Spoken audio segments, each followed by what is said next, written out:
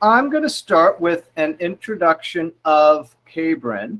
So Cabrin, you know, I've known him for maybe 6 months now, Cabrin, maybe a little bit longer. I'm not totally sure how long, but Cabrin's got several businesses in real estate. The main business that he's got is a wholesale single family business that he's been running with several partners. And I believe at some point, and he'll tell you tonight, he's turned a corner on that. And that business has started to become sort of a growing venture now. Part of his process with that is using virtual assistants. And so he's worked out a system of hiring and managing VAs. And we think it's applicable potentially to multifamily. And so we've been exploring just the beginnings of that. You know, in your mind, you're always thinking while you're underwriting, can't I get somebody else to do this? Well, I don't know if you are, but I've thought that before. Right. So, and part of you thinking, why can't I have a technically oriented virtual assistant do this work for me? So we started to explore that a little bit, but Cabrin's has become the expert on that. And then I would just put forth to you, my experience with Cabrin is he's great with systems. He sort of sees things from a big picture. He's read a lot of the books we mentioned, he's already read. And I think he's a very motivated. You know, I always put it in terms of how I see younger people more motivated at earlier ages. So I would classify Cabrin in that group. And so with that, Cabrin, anything I missed that you think should be in the introduction that you'd like to have said? No, you might have overdid it actually, but no, that's no, you did great. I appreciate it. It's awesome. And then just you email me the link to I see it there, you guys. I'm going to post the link while he's talking. I believe I'll be able to post that link to his presentation. And so you might be able to look at it now. If not, I'll get it in the email afterwards so you can go back to it. Okay. All right, Cabrin. All right. Do I need to do something let me see, share my screen? If I do that, do I got yes, go down to the present now square. It's right next to the one with 3 dots. And you can say share my whole screen or some different options there. Probably share my screen, entire screen is the easiest. All right, sounds good. Okay.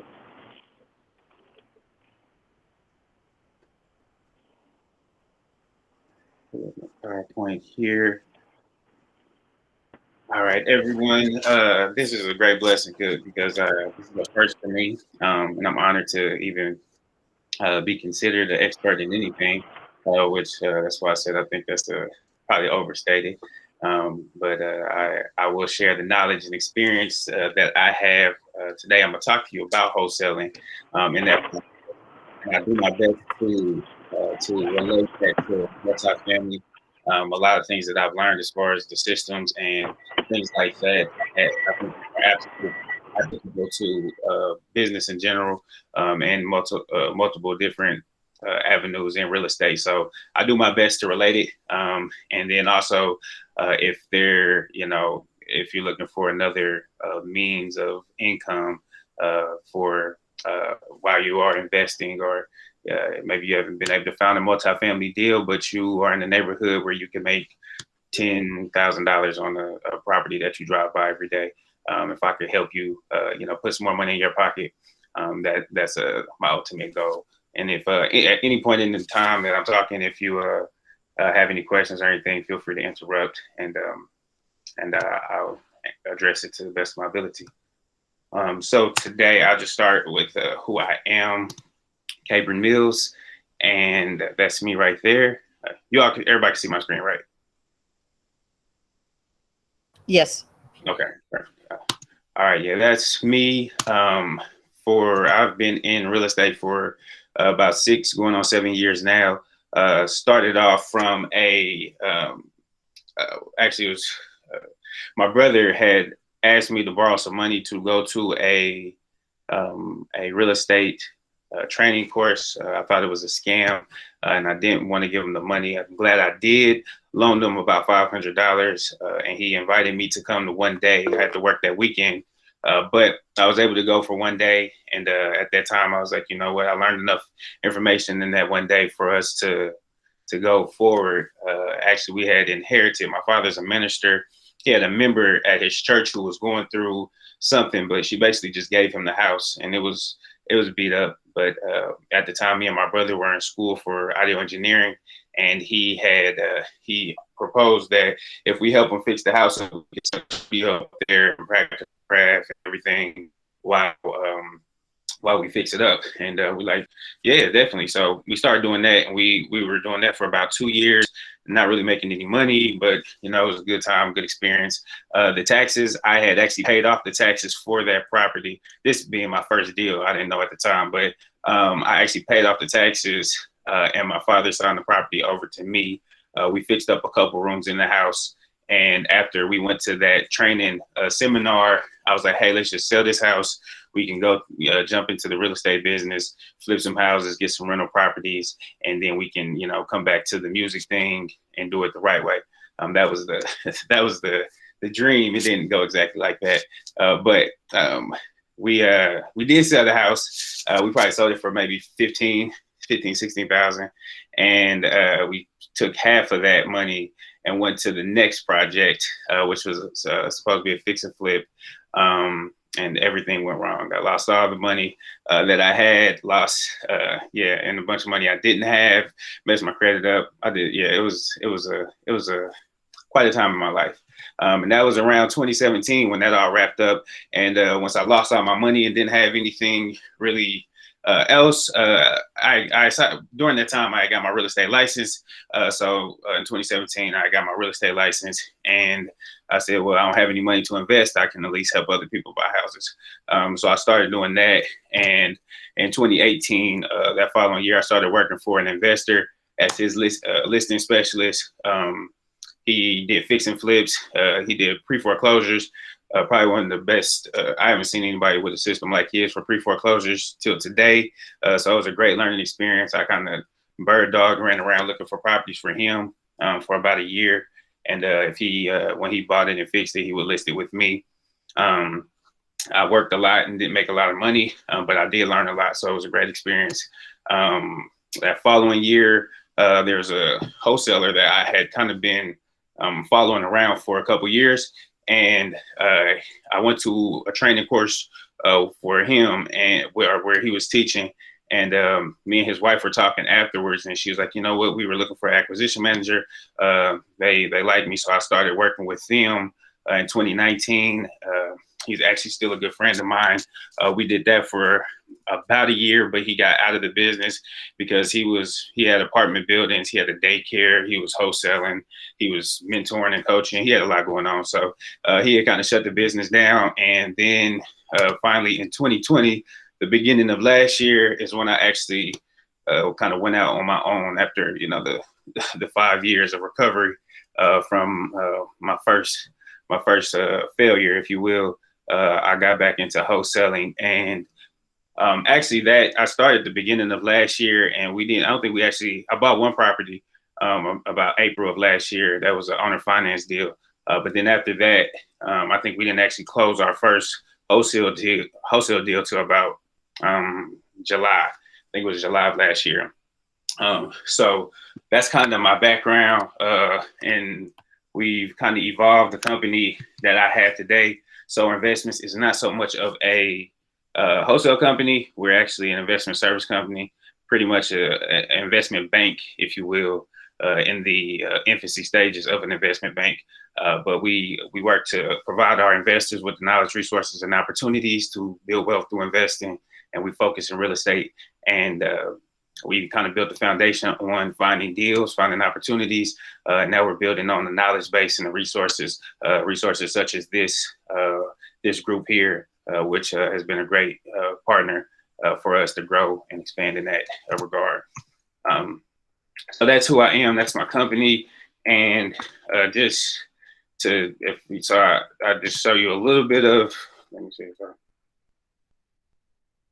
credibility sake, just some of the deals that we have done. Again, I'm not an expert in this, and as you see, I've only been doing this for about a year and a half successfully, if you will.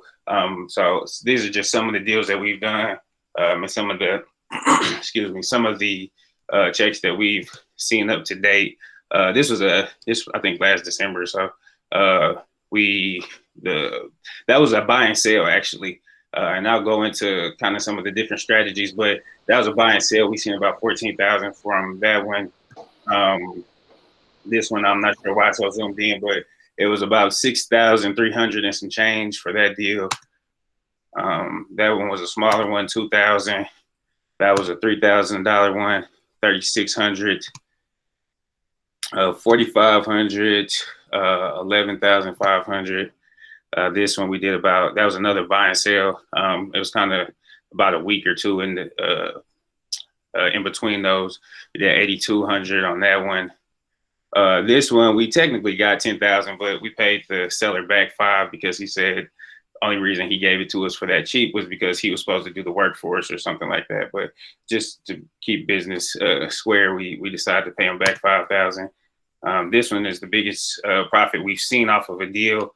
That was kind of a creative one that we put together, but that was a 29,000 back in, I think that was March this year. And then this was a good day back in May. We had one for 42. I think we closed the next one for 10 that following day. So like I said, these have been, all these have come in this past year, most of them since January.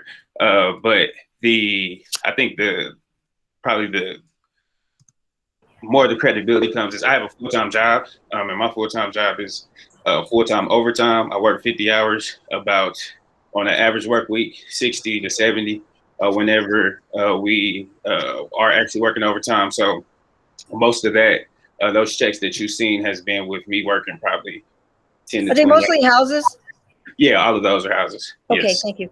All single families. Yeah, and so yeah, most of that's come with minimum work. I mean, I won't lie. I'm working on my breaks a lot of times. I'm doing a lot of. I work a lot, but the amount of time and energy that I actually put into each one of these deals has been pretty minimal. And I think that's where Max was mentioning my expertise comes in as far as building systems and being able to help delegate things so that I can get deals done. Has kind of been probably more of where my success, I think, has lied, and opposed to the actual amount of money I've made or deals I've done up to this point. So actually getting into wholesaling, is anybody unfamiliar or never heard of wholesaling? Is anybody? Cabrin, I've heard of wholesaling and I've been introduced to wholesaling, but I don't quite understand. I know that it also applies to multifamily as well, mm-hmm.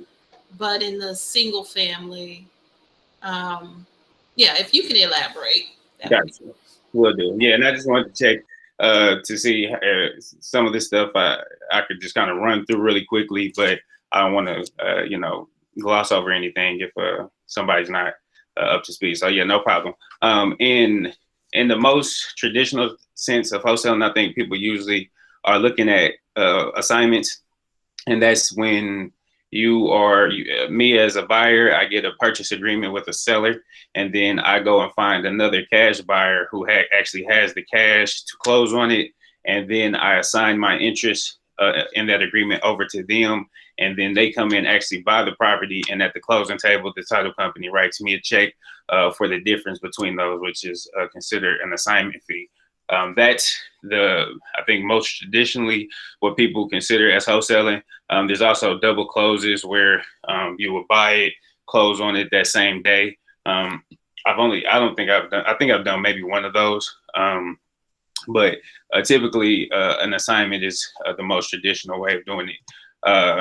Arbitrage is pretty much what it is, which is that's the definition. That is typically buying something at one price that's something that's priced in one market and then selling it for a different price in another market kind of simultaneously. But that's the same concept essentially, where you're just buying something and selling it immediately for a higher price at the closing table essentially.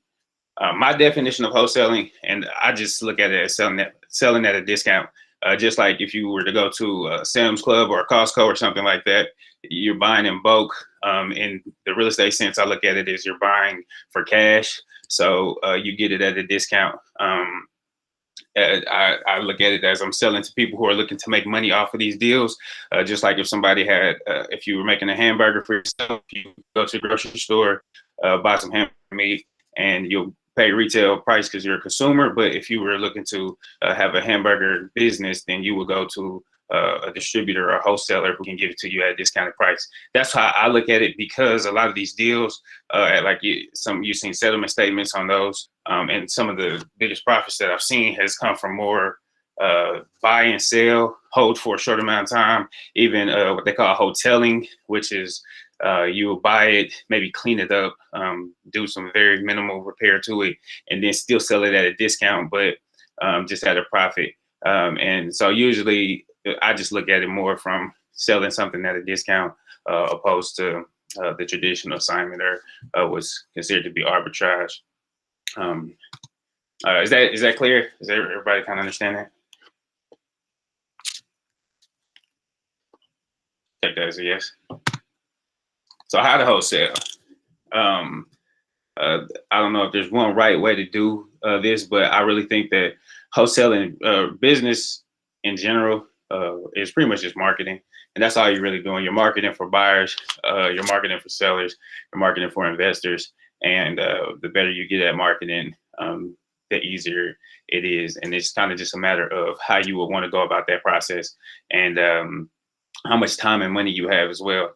Most of the stuff that I did at starting out, I didn't have any money. I just kind of had to figure it out. And I went with the most feasible options in order to do what I needed to do. So deal sources, we'll say the first step in marketing, if you're going to do the wholesale, if you're looking for a wholesale deal, is marketing for deals. So it's where are those deals coming from?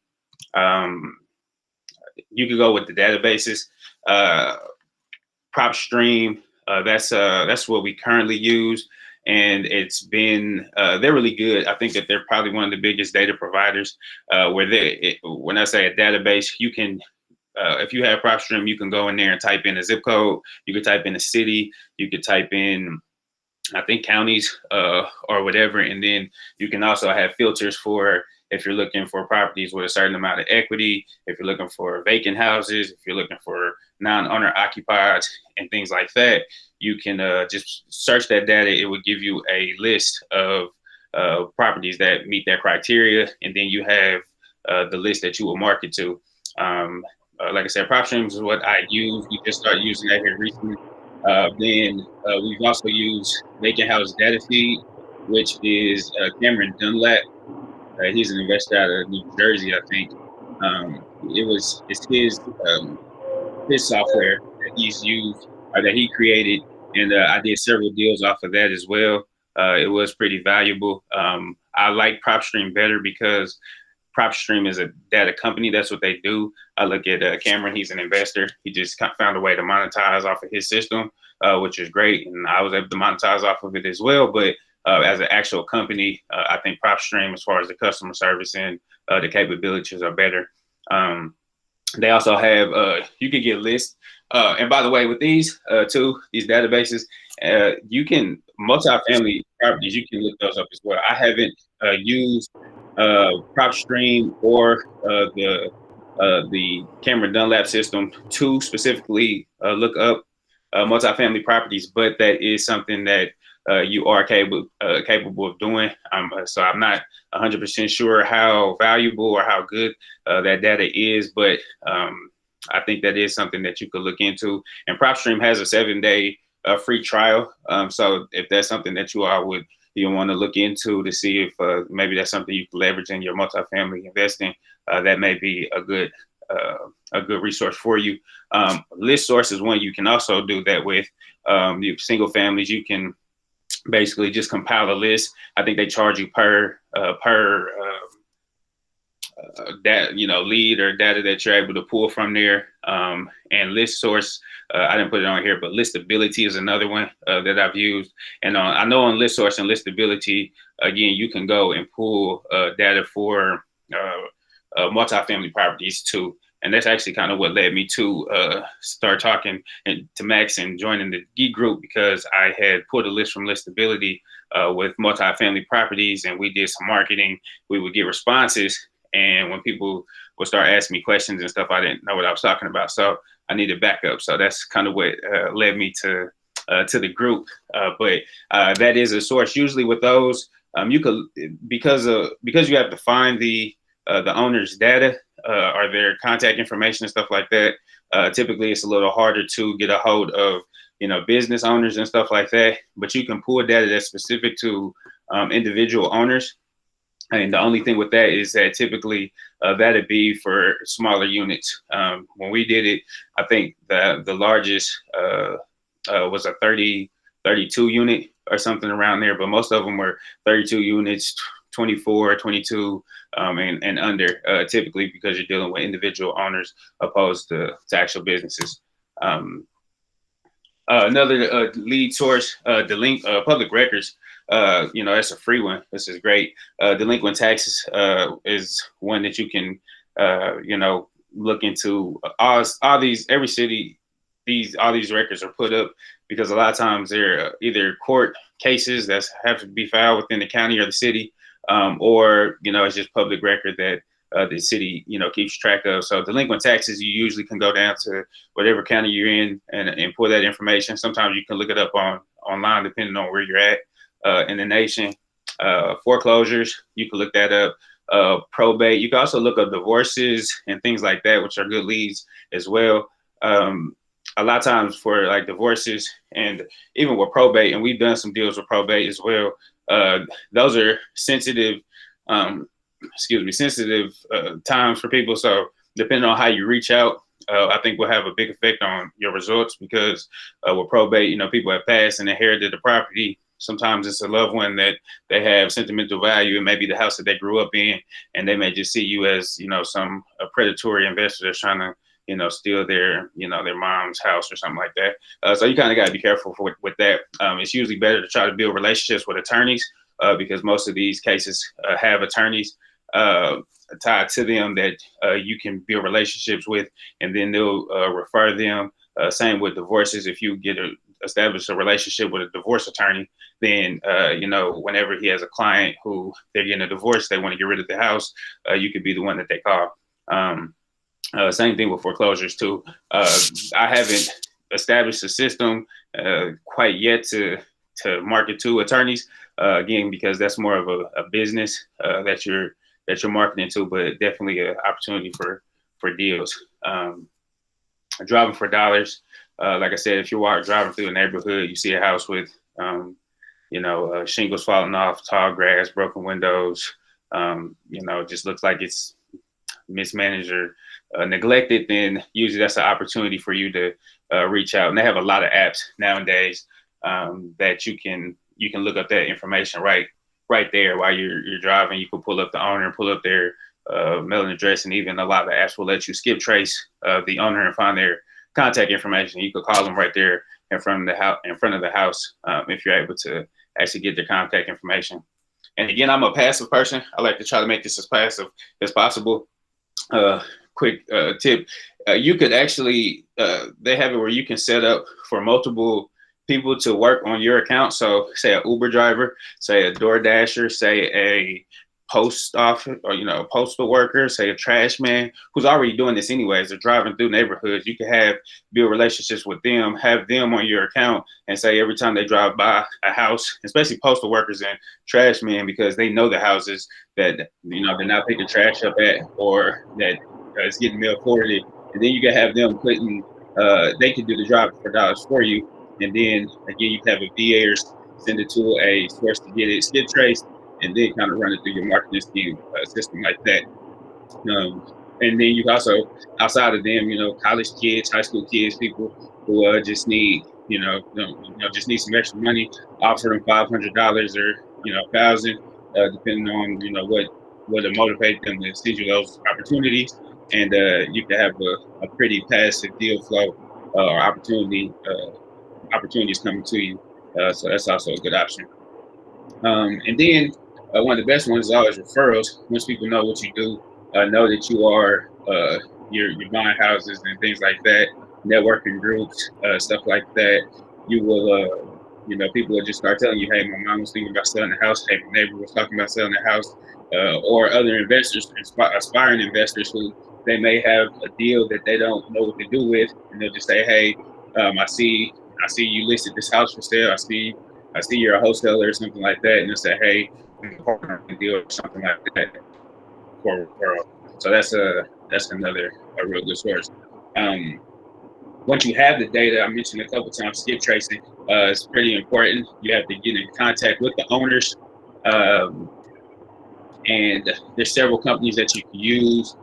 These are a few that I've used. They all got their pros and cons. That skip tracing is probably one of the most expensive. They do have probably some of the best data though as well. I don't use them anymore just because it wasn't cost effective, and just the way I structure my business now, it didn't make sense for us. But that's one of the first people that I use. If you're not doing like thousands of properties at a time, white pages, I think you can do as little as $5 a month to get like 20 searches, and you can just look up people's numbers. And white pages actually, their data is pretty good as far as being able to find contacts, and they also have relatives and stuff like that. So if you look up somebody's house who died, you can a lot of times they'll have contacts for their son or their wife or someone who's in relation to them. Same with People Looker. I actually currently use People Looker, not for my day-to-day business, but for like if I drive by a house and look up somebody's information, because you get infinite searches. It's a subscription. Like I said, with white pages, you have a certain number that you're able to search. With People Looker, it's once you pay monthly, and then and I think it's like $12 a month for the subscription that I'm on, and you can look up as many people as you want. And then originally, when I actually started the business, I would have my VA pretty much skip trace for me, where I would just put in the address. I would have her look up the owner, and then she would go on People Looker or white pages, and then look up their phone number and just fill up our Google Sheets database. And that's kind of how we did it before we got into the CRMs and all of that stuff. And then last for skip tracing, and there's other sources than these. These are just ones that I actually have experience with. Your data provider, like I mentioned up top, like PropStream. Most of the companies that provide data for you to find leads, they also will do skip tracing. Currently, I'm using PropStream. It's just easier for us to pull our leads from there and to skip trace them right there in the same place. And they're one of the most affordable. I think it's 10 cents per search. And of course, if they don't give you a result, or if you already have that data, then they don't charge you for it. But yeah, I think vacant house data feed, and there's pretty much all the ones nowadays, I think, are pretty much you're able to skip trace the leads as well. So that's a good source for you. Then it comes down to your campaigns. How you plan on reaching out to them. Cold calling. They have you can do it by hand. I started doing it by hand. It takes a long time. And if you, I don't know if you all have done much cold calling in your life, but it's I don't care even if you are a person who likes to talk to people. It's if you hang up the phone, it's easy to get distracted in that little time, that little 5-10 seconds that you're not on the phone. You may I need to go to the bathroom, and that leads to I need a snack and some other stuff, and a lot of time goes by. So having like a dialer helps to eliminate that, because it's just constantly dialing for you. You don't have to dial any numbers. It just eliminates a lot of that downtime. I currently use Mojo. I've used Call Tools, and there's a lot of other predictive dialers and stuff like that too. Those are the two that I've used. Call Tools, I didn't like as much for a few reasons. They actually have you could dial 10 numbers at a time, which is cool. But just the way that their CRM worked, and just kind of some of the logistics of the calls, it just wasn't. I just didn't care for it myself. But if you need a dialer, and they both are CRMs too, so they can kind of manage. I currently use Mojo as my current CRM and dialer. So those are good sources for cold calling. Cold calling is probably one of the more affordable campaign options. And then you got text messages. That's probably it. It depends on how you look at it. It could, at least Sherpa, this company that that we currently use for our text message marketing. It is kind of costly. It's about $500 a month for the actual software. But after that point, once you pay that, I mean, you can send, I think, 10,000. You could text up to 10,000 people. You could text 10,000 people as much as you want within that month. So, you know, as far as being able to contact them, and this allows you to filter out a lot of bad leads and things like that before you actually call. You can, you know, if you, a lot of times numbers are no good, or people just aren't interested, so you can avoid calling them and wasting that time. You can just filter through your list, knock down to the people who, you know, may be interested or something that source, put them in a follow-up bucket, and then you can have a VA or someone do a follow-up call on them through Mojo or Call Tools or something like that. So it's good for kind of sifting out some of the bad leads and kind of getting to the ones that will actually produce fruits. Direct mail. Direct mail is probably one of the more costly ones. I actually am just now starting to kind of get into direct mail. I know Yellow Letters and REI Print Mail are a couple of the companies that I'm looking at working with. I know there's several other ones. So you could probably just do research to figure out which is the best for you. Direct mail also with multifamily, you know, is something that can definitely be used.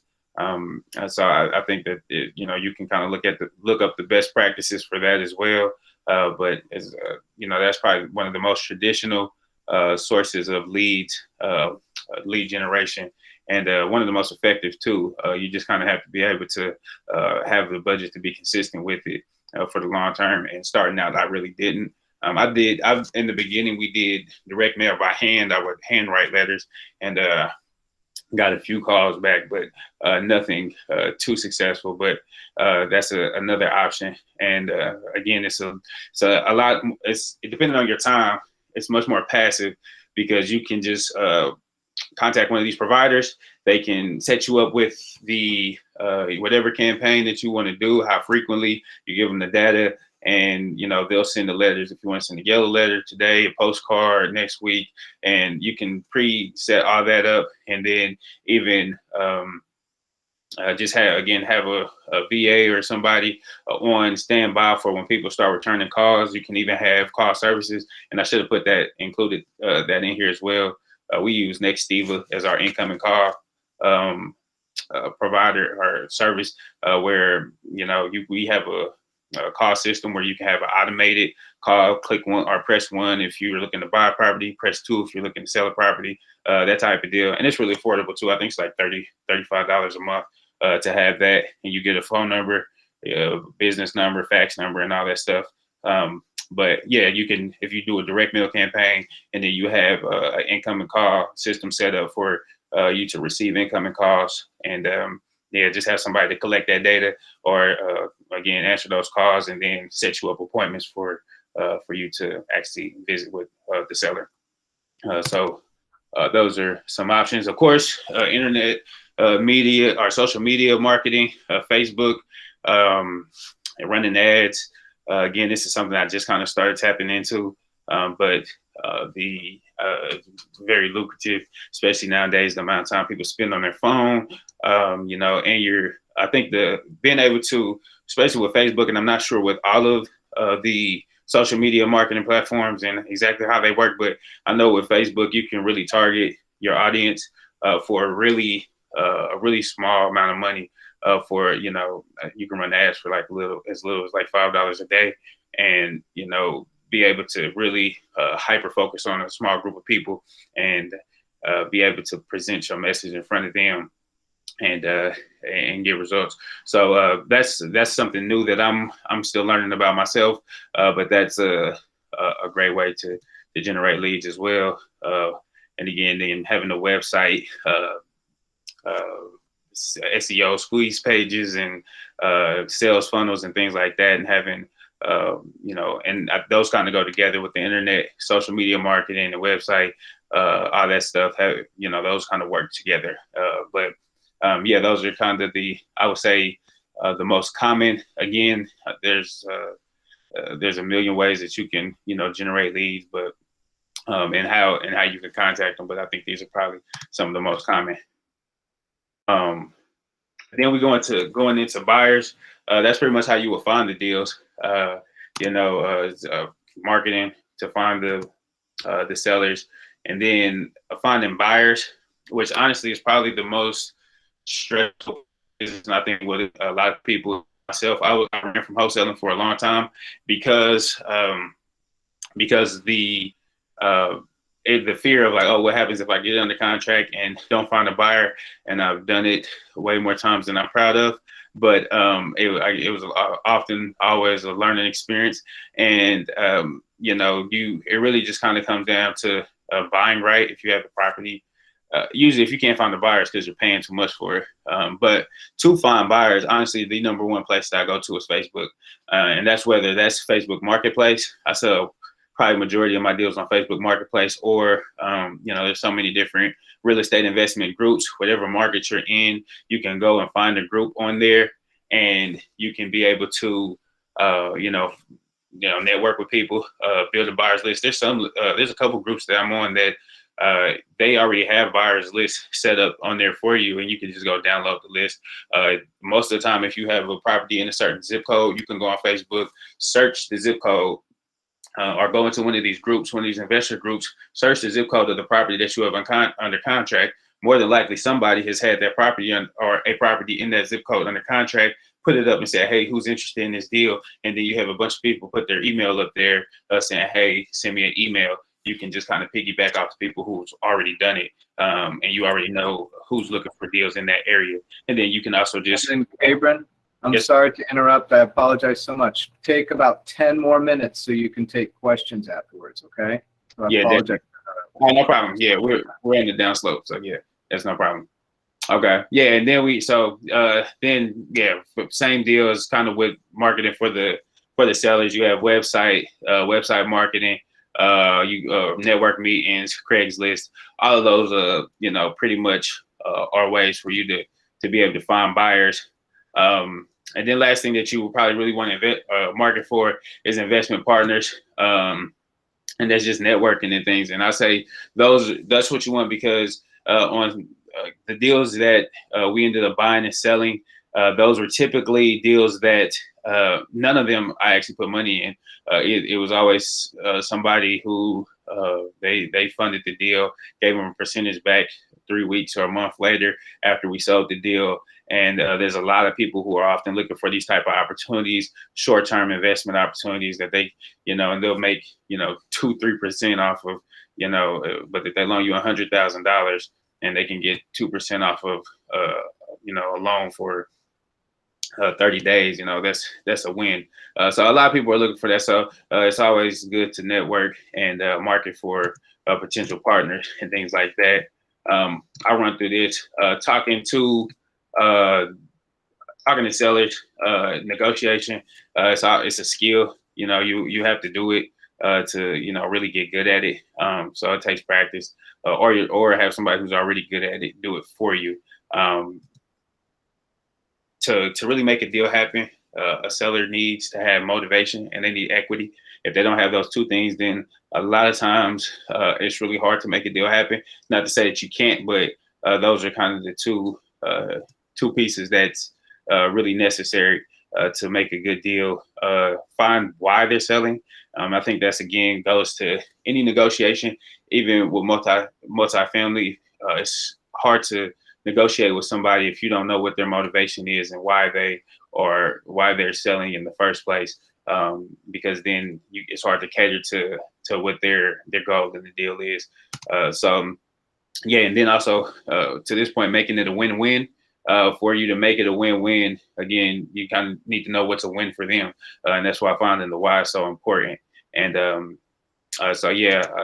don't always. It's not I win, they lose, or vice versa. But making a win-win for everybody. And finally, I think that it's important to be creative. One of the deals that we did, I had I didn't think it was a deal at the time. Well, he was asking too much for it. So we did a lease option where I leased the property from him for 3 months with the option to buy it. It so happened that the property, their comps that came in that took the property up in value, probably like $20,000 in that. In that short amount of time, when I re-ran comps 3-4 months later, I seen that it had went up in value. I listed on the MLS and found a buyer, and then we ended up buying it and then selling it like a week or two later. And that was the one that we got that $30,000 for. And I think that was when also we ended up cleaning out. But at the time, I didn't think it was a good deal, but I didn't want to let it go. So whenever you're negotiating, just be creative as well, and know the repair costs is another key piece of that, because if you don't know how much it costs to fix it up, that's going to be hard for you to get it at the right price. And Rehab Estimator Pro is a great resource for that. Again, you can also use that for multifamily investing as well. I think they went up on the price. It was like $30 a month, but you can use that to estimate what some of the repair costs would be as well. And then kind of to wrap it all up, the automation aspect of it, software, CRM. Oh yeah, I didn't include Nextiva on here. Okay. Yeah, kind of having going through with Mojo. You can use that as a CRM. Nextiva, that's your incoming software. And I think they have a CRM too. We've used Close.io as a CRM. And a lot of these, when I say automate, you can set up for text messages to go out automatically at certain times, emails to be sent. You can't do that with Mojo, but like on Close.io, and then even with Podio at the bottom, which is probably the most ideal for you to have investors and things like that. When you get to the point where you can afford to have someone kind of build up your system for you, you can kind of automate everything with the technology. Another way to automate your systems is by partnering. Acquisition Manager, and that's another way that I'm able to not look at. I think I've went to look at 1 or 2 deals, and most of the sellers I never talked to prior to this under contract either. And that's because I have an acquisition manager. He was a guy who was just trying to learn the business. I kind of poured into him, taught him everything that I knew, and just kind of let him go out there and figure it out. So he's been the one kind of managing that. So if you're able to partner with people for acquisitions or the disposition side of it, that's a huge win. To take things off your plate and allow you to focus on higher level things. Having a good realtor, which can honestly act as an acquisition and a disposition manager for you. So having a good relationship with a strong realtor is a huge advantage as well. And then JVN, which is a joint venture. There's a lot of people who, again, they want to get into the business, don't know how to do deals, but they may have access to deals. And if you know how, or if you have access to buyers, sellers, or anything like that, kind of using your skills or your resources to your advantage, and being able to, just do your part and then partner with somebody else and let them do the rest. Employees, secretary, an assistant, somebody to kind of put the contracts together, send things over, make sure that nothing's really falling through the cracks, and making sure things are getting done on time, having a bookkeeper to keep track of the finances and everything like that, making sure subscriptions and everything are getting paid and the accounts are good. And then just having a transaction manager is a great asset to your team, because the paperwork and that stuff, a lot of times they're kind of low value tasks. They don't make you the money necessarily, but they are what allow you to make the money, is getting the transaction to closing. So having somebody on top of that to make sure that things are getting done properly is huge. And then of course, VAs, and how you find them. There's a few different sources. I've hired mine from Online Jobs PH. That is kind of like an Indeed for the Philippines, if you will. You just write up a job posting, and then at that point, they can come and apply, and you can just kind of go through the interview process, look at the candidates, interview, and then go through, and pick the one that is the best fit. Upwork, I think Upwork is more for like one-off jobs. If you just have a task that you want them to complete, I'm sure you can build a relationship with them when they're ongoing. The VAs that I've hired from Online Jobs PH, they're paid hourly. They work the same hours every week, and it's been, you know, consistent for the past like 2 years nearly. But for Upwork, that's usually, oh, I have a project I need you to do. Once you complete it, even if it's once a week or something like that, that's typically more a subcontractor type of agreement. And then Fiverr, I've had people work on Fiverr, which is great. You could do pretty much anything, logos, looking up data, like again, skip tracing. You could pretty much everything. And that's, again, more of a subcontractor, pay you one time to complete the task, then, you know, and they complete it. And then you just hire again as you need the next thing to be done. But those are the primary sources that I've used to find VAs. You can pay them through PayPal. Usually I communicate with them through Skype. And there's other sources that you can kind of set up through your business to kind of have a team atmosphere and things like that, and keep everybody on the same page. There's another, as far as payment goes, you could also pay through Remitly if you have a team that you're on a weekly payment or bi-weekly or whatever schedule you're on. You can also use Remitly, which is more affordable than PayPal because the fees start adding up quite a bit. And the process is, as far as that, I go through hiring them. I know I'm kind of running short on time, and I want to give everybody a chance to ask questions. But I can, if you all want to kind of reach out to me, let me know. I can kind of walk you through my process. I have a 3-step process that I go through to kind of filter out, because if you put up a job listing, they usually come through. Cabrin, tell us your 3-step process. Cover that. Go ahead. The 3-step process, usually we will put up the job posting, and you know, that's pretty generic, as you've seen in any job posting, just listing the criteria and things like that. And we usually get quite a few people. I think the last one that we did, we had about 40 candidates that who applied for the position. So then we will give them a task to accomplish, and it's usually something pretty simple but very detail oriented, where there's usually like 5 points. In the past, we've done like send an email, answer these questions. So they have to put this subject line. So they'll have to make sure that they send the email. They'll have to make sure that they put what we tell them to in the subject line. They have to answer the questions.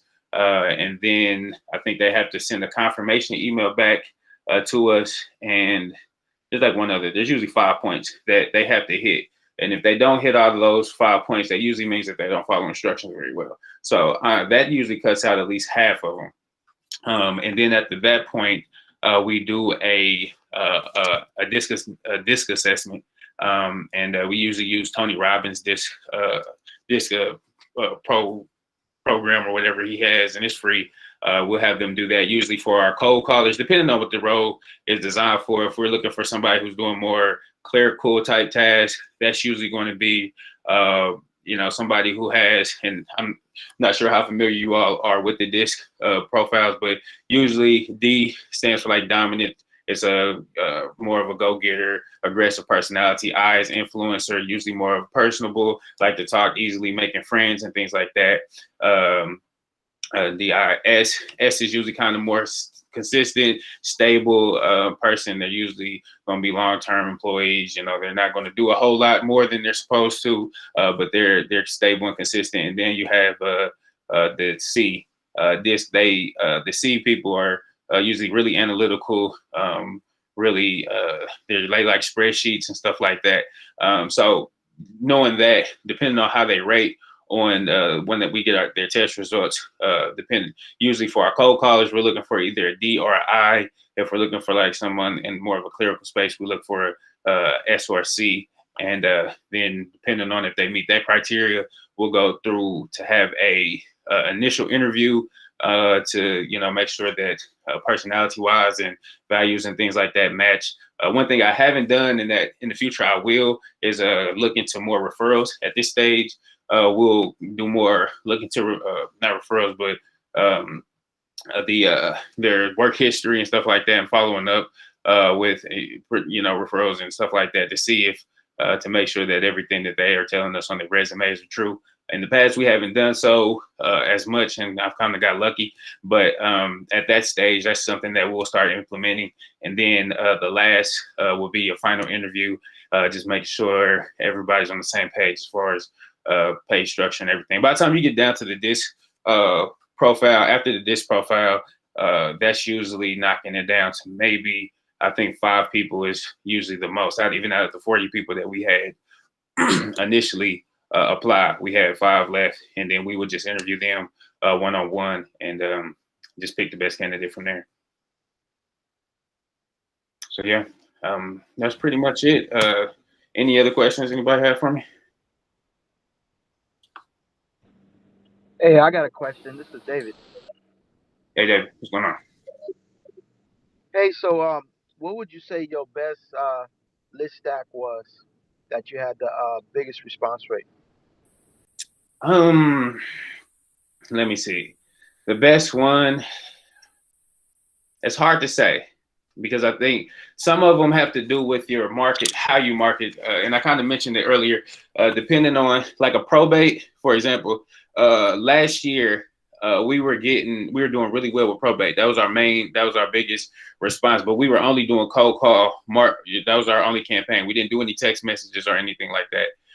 Now, even though we still pull probate data, we don't get as many responses. And I think because we are heavily into text messages, people again, if somebody is going through a death in the family or something like that, they're not responding to this stranger in a text message as much as if you're talking to them on the phone. If they hear your voice, they hear you're a real person, and you're able to connect with them on that level, you're going to get better results. So a lot of times it kind of depends on your marketing strategy.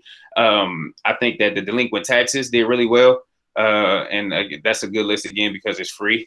But we did good with Delinquent Taxes and vacant houses. I think those absentee owner vacant houses, those have probably been the most broad for text messages, cold call marketing, and things like that. Those have probably gave us the most deals. I hope that answers your question. Absolutely. Thank you. No problem. Anyone else? Cabrin, how is your experience with bookkeepers? I haven't had too much success dealing with bookkeepers. Have you? I'm gonna be honest, I have not. That's a new one for me that I am working on, really establishing a good relationship with. I have a friend that helps me out with bookkeeping, and she's retired and she just doesn't have anything to do. So she's like, "Oh, let me know where I can help you." So that may be a good start, I would say. But as far as a professional bookkeeper, I haven't really. And again, all of this has been growing organically for me. I've just kind of been figuring it out as I go, and I just kind of got to the point where I was like, okay, I need to have somebody to start handling these books for me. But that would be kind of the only advice I could say is, at least start with getting it off of your plate. And I think with all of this stuff too, as far as automating and building your system, I think it's really just documenting your process. Every single thing that you do in your business, step by step, write it down and put it somewhere. Like, because then whenever you're ready for somebody to do it, you can just hand it off. And then they may not have to be a professional, and keep it as simple as possible. Just step 1, step 2, step 3. This is the exact steps that I go through to do it for myself. I just need you to do what I do. And then from there, you can start having people who's more qualified and more educated in the process, educate you on a better way to do it. And then you can still relay that information. So that's what I would advise. Thank you. No problem. I have a question. Yes. Good presentation, by the way. A lot of information in there. And in that, I'm wondering if you're getting any competition from Zillow or some of these houses that have this data. In my neighborhood, we're getting a lot of competition from them. They're getting automatic messages at the homeowners. Are you having that competition from Zillow or no? We are to a point. And I'm in Kansas City, and our market's really competitive anyways. So honestly, my competition isn't Zillow. It's the thousands of other investors that's way more experienced than I am. But yeah, I think that the issue with Zillow a lot of times is that either people have inflated ideas of where what their property is worth, or they get annoyed by a lot of the automated robotic systems and stuff like that, where they think that you're just a scammer or you're a bot that's reaching out to them, and then you get a lot of resistance from responses and stuff like that, especially with text messages and things like that. People, that's kind of where I think that it creates a bit of a challenge for us to overcome. But not so much as, I'd rather sell my house to a Zillow opposed to you, but more of just kind of creating some extra obstacles for us to get around. Thank you. No problem. From what I heard you say, just make sure I got your answer right. The person, you really don't feel any competition from them because they approach the wholesaling in a different way than you do. You're approaching it in a more personal manner. So actually the smaller investors are your competitors, the people that are more like you. You're not worried so much about the big guys. Correct. Yeah. Thank you. No problem.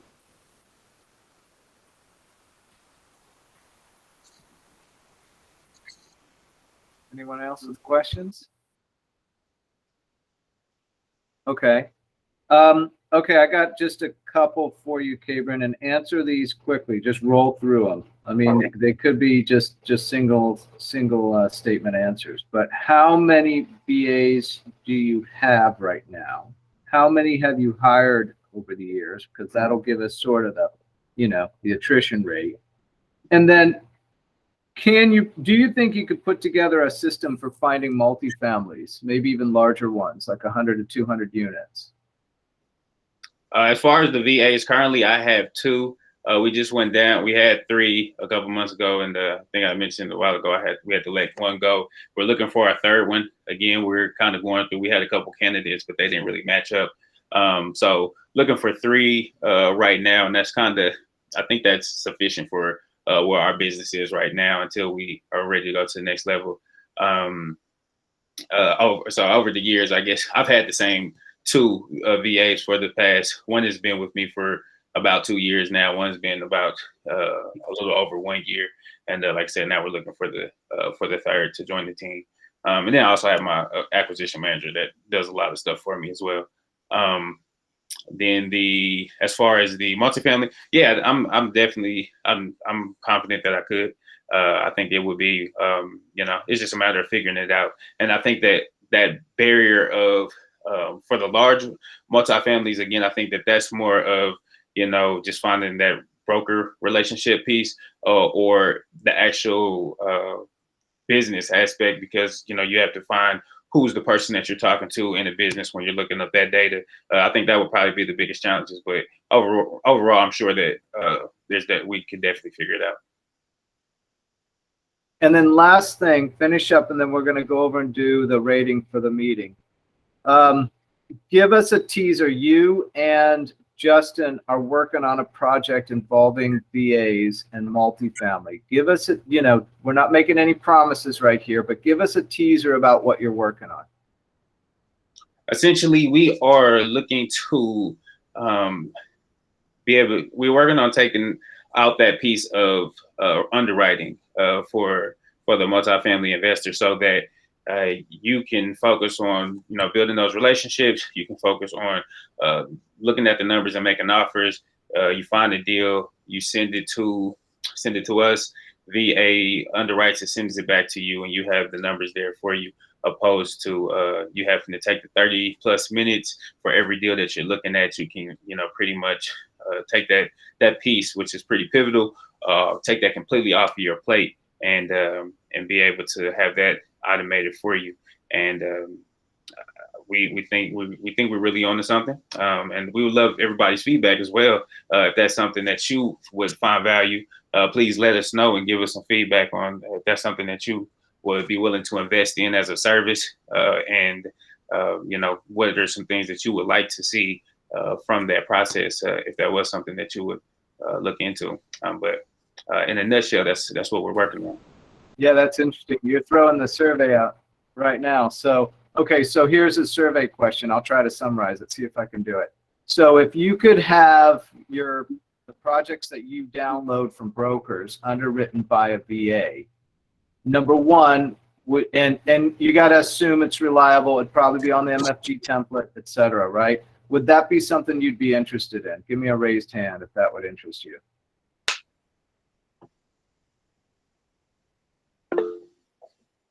Can you repeat the question again? I'm sorry. If you could have a VA underwrite your properties for you, at least preliminarily, and set them all up and plug in the numbers from the T12, would that interest you?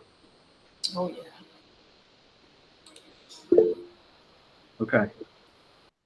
Okay, nice. That's pretty good.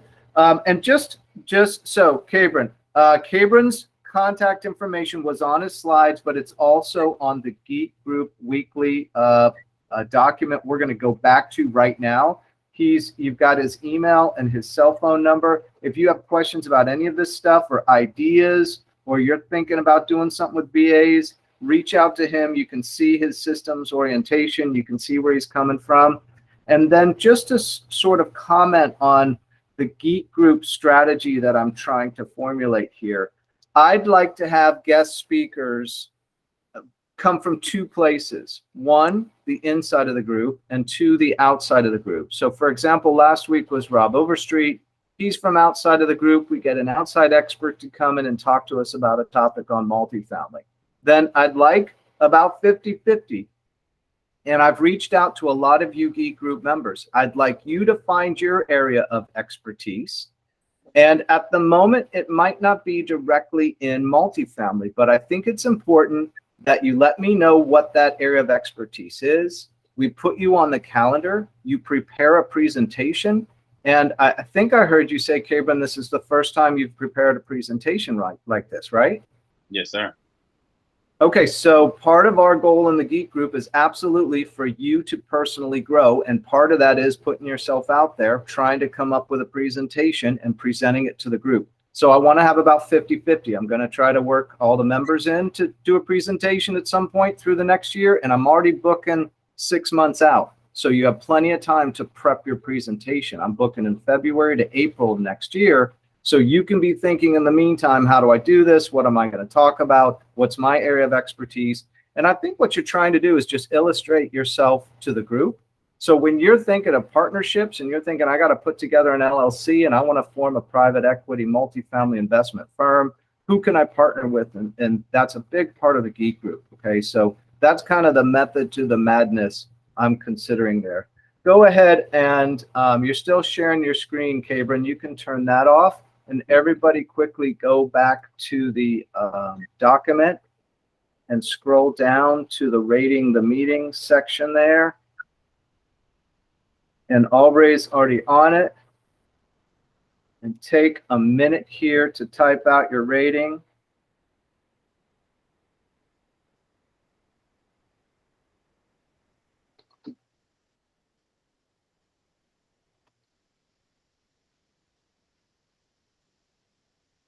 And remember, you're not rating the person, you're rating the meeting, right? Give your rating of the meeting. And especially if, remember this portion of your meeting, and this is from the traction book, you guys, I highly recommend in your personal meetings that you run with your teams when you're forming your LLC and you're doing your weekly L10 meetings out of the traction book. This is a weekly part.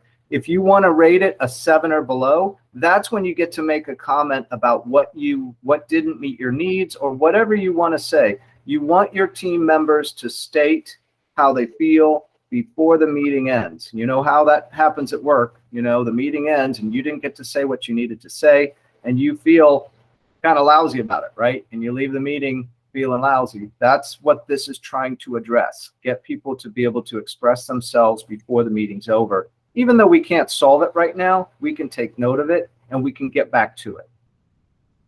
Okay, we've got a bunch of ratings. Aubrey, what's your rating? My rating was an 8. Everybody, good, thank you. She said an 8. Everybody on mute. Justin, what's your rating? I gave it an 8. Good job, bud. Nice, thanks. Michael? An 8. All right. Lucian? I gave this one an 8 as well. Thank you, Cabrin. All right. All right, thank you. Pedro? Give it a 9. All right, thanks, sir. Cabrin? I give it a 9 as well. I'm Max. I gave it a 9. Tarina? 9. All right, Darnell?